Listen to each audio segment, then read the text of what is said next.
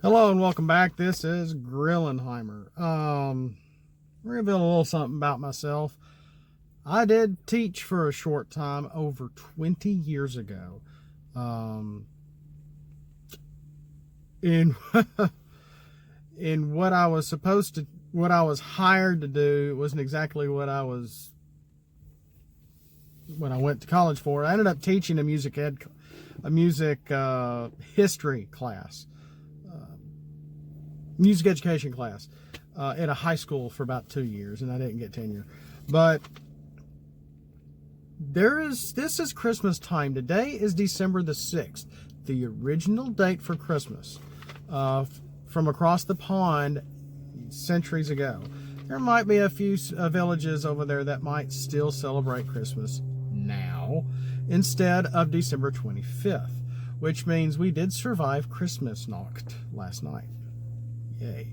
So, without further ado, I want to get into a Christmas tune or song that I really enjoy that you may not know about, that has been around for over 20 years. And it's Trans-Syberian Orchestra performed it. And when I first heard it, a friend of mine from college is like, "Oh man, you need to hear this. You'd love this sound because it's what you like." And because I love the instrumental music Vince DiCola did for the soundtrack in the Transformers the movie from years ago. And so he's like, "Oh dude," I almost said my real name. You really like this, and it's Christmas music, and it's like hard rock and blah. And he was all big into some really heavy metal stuff himself. And this was before Trans-Siberian Orchestra really hit it off, before it was nationally known. I mean, it was like nobody. I didn't even hear about this stuff. Now, I loved Mannheim Steamroller in the 80s, and I can remember listening to Mannheim Steamroller before they got popular way back when. So again, it was like history repeating itself with even edgier rock music with Christmas in mind. The one song, I've already gone too long.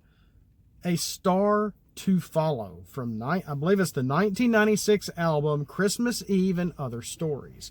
Now, when you get music digitally, you're missing something, because I was looking for the CD and I couldn't find it, and I ended up finding the Transformer thing. I'll listen to this in the car. But you can find this on YouTube easily. But having the CD case and the notes that come with it are just so vital, because you get all the lyrics and then you get the story. And the whole, especially, it's like taking albums from the 70s and early 80s when you would listen to a record. It was like the music made a story to itself. And if you wanted to listen and get the whole idea of whatever it was, then especially like the song where Snoopy's Christmas comes from, that was sort of part of a bit of stories with a lot of music put together. And it's like, oh gosh, what's going to happen next between Snoopy and the Red Baron? Oh, we got to flip the record over and listen to the other half. It made you keep listening to the record and over. It was like listening to a story, and a lot of records did that. Well, this is in the same vein. Chip Davis also did the same thing with a lot of his Fresh Air series stuff. So if you like their sound and you haven't heard of their Fresh Air series other than their Christmas music, check it out. Fresh Air 1 through 8. Wonderful instrumental music, mostly. Moving on.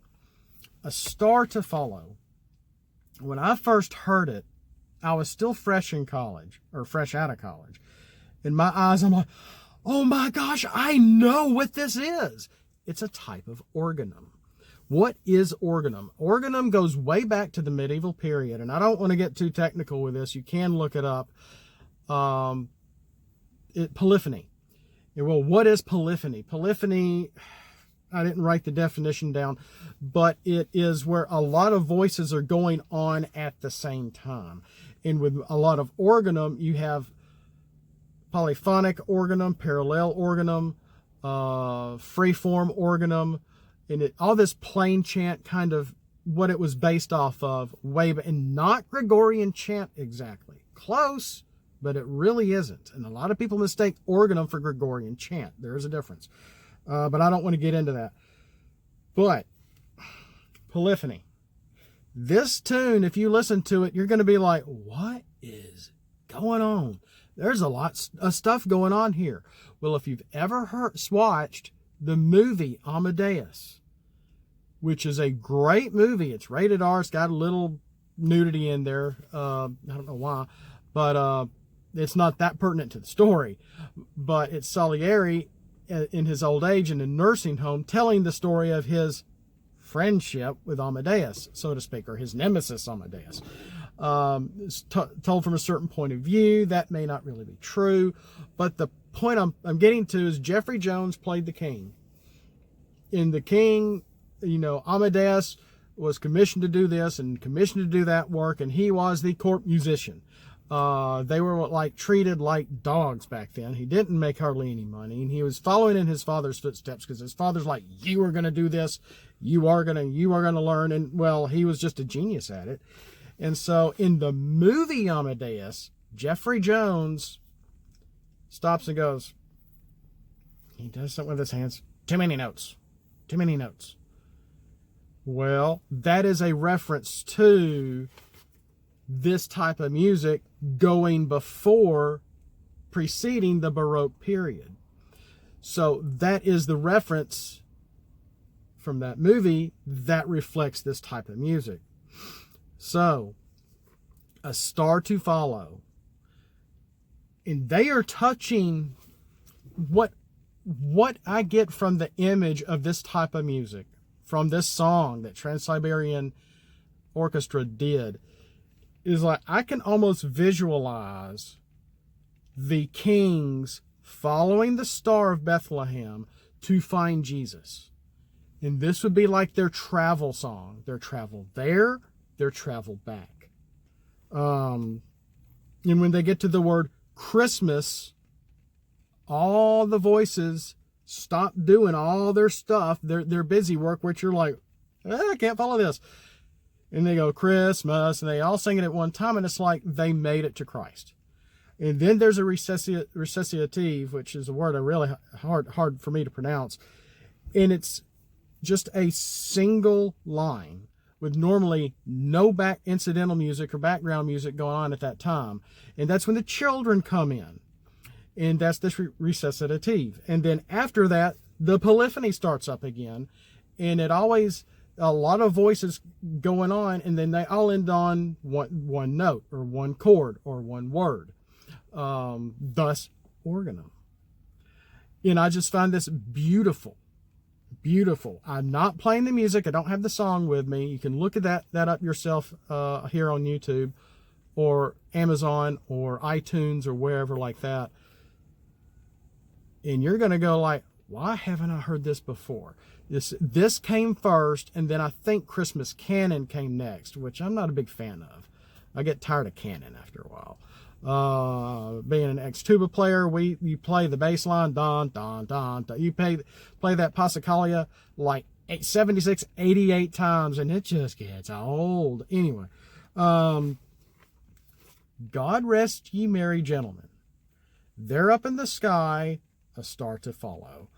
All await the coming of our Lord. All await the coming of Christmas. And then that's when the kids come in. And I'm going to read this completely not how you're going to hear this on purpose. Christmas, lead and will follow. Hope and tomorrow, magic and dreams. Though it sounds like magic, your dreams. You are all this and more now. Childhood recalls how you are visions, and Christmas, we are your children. You take us back each year. We are your children. You take us back whenever we call. Each year, we are here anticipating as the snow starts to fall. Snow. This is going to come back at the end of the song. And then they all do sing Merry Christmas, again in a polyphonic style. And then, excuse me, that was not the recitative. Well, it was kind of part of it. And then it goes into another part, which is the real recitative, I can't say the word, recitative, where it is the earliest form of rap, people. The earliest form of rap. Get this. Ornaments and evergreens with packages as yet unseen, all wrapped in paper colored bright, reflecting candles in the night, with carolers and mistletoe and stockings hung all in a row. It says our. No, it says or fireplaces, but I think it's our fireplaces, glowing red, with children safely sent to bed. That's hard to hear in the song. Let me say that again. You're going to hear this a few times in the music. Ornaments and evergreens with packages as yet unseen, all wrapped in paper colored bright, reflecting candles in the night, with carolers and mistletoe and stockings hung all in a row. Our fireplaces glowing red, with children safely sent to bed. And then it completely changes, and this is added in to the what they're going on all at the same time. Ring the bells, ring the bells. Let the churches ring the bells. Why would a church ring their bells? To mark a special event? To mark maybe the celebration of the birth of Christ? To mark people come and worship him? There's a reason why many old churches still have their bells, maybe not up on the church, but like on the ground now, to signify we are an old church. This is the bell that used to bring people in when we would open, especially on Sunday. Joy to the world, the Lord has come. Let his light shine on everyone. Christmas lead and will follow. Let me try that again. Ring the bells, ring the bells. Let the churches ring the bells. Joy to the world, the Lord has come. Let his light shine on everyone. Christmas lead and will follow. From London, Rome, and Paris to Berlin and Tokyo, winter never starts until it's given its first snow. Now, snow is a good visualization for winter. It never really snows on Christmas. My daughter, when she was little bitty, she asked for snow on Christmas to Santa Claus. And then we got some snow flurries on Christmas Day. That even blew our mind. That even blew our mind. As warm as it can get in Alabama, we don't get a whole lot of snow. But when we do, it's a big deal. We've already seen some snow this year in 2020, just last month. So, let me end there. I've gone way too long. But check out Transylvania. I just forgot their name. Trans-Syberian Orchestra's A Star to Follow. You'll be surprised at what you find.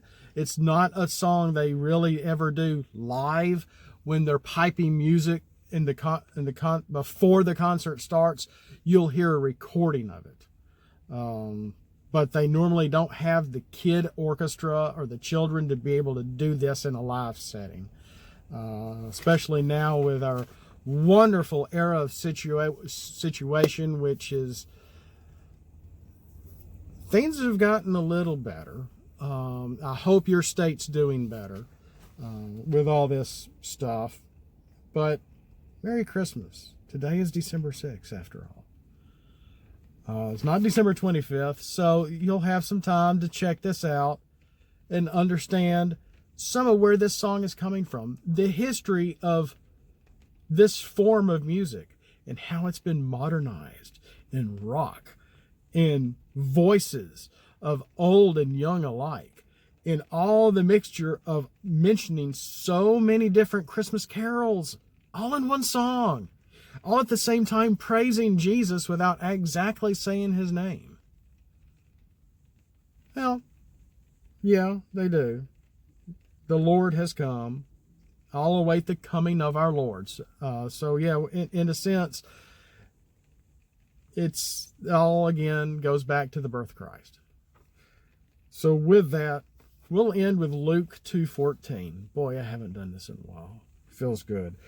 Glory to God in the highest, and on earth peace among men with whom he is pleased. Thanks for watching. We'll see you next time. Have a Merry Christmas.